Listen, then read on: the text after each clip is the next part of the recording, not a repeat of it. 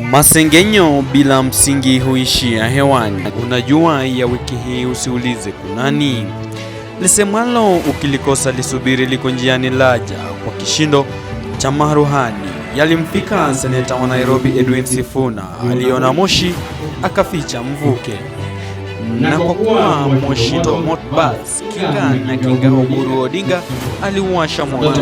ODM imekuwa ikificha maiti, sasa inasema na kilio cha wanachama wachanga, kilio cha mashabiki shakiki, kilio cha wandani watungwa, kilio cha wandani wasishuna. Kweli maiti haifitiki, na ijapo wanasema mkubwa akikosa amekosa, mnyonge akikosa huadhibiwa.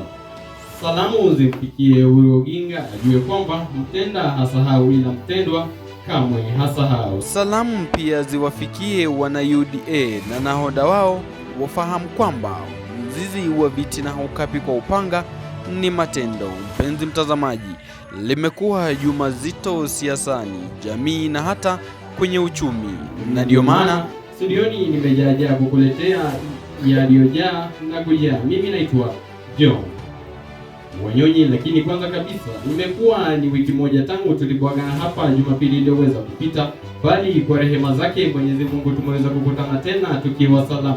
Ni hujambo na karibu ni kuhabarishe. Mlinzi mmoja katika kituo cha kibiashara cha Kotur kwenye kaunti ndogo ya Teso Kusini huko Busia ameuliwa na watu wanaoaminika kuwa majambazi usiku wa kuamkia leo, huku mwenzake akiachwa na majeraha mabaya.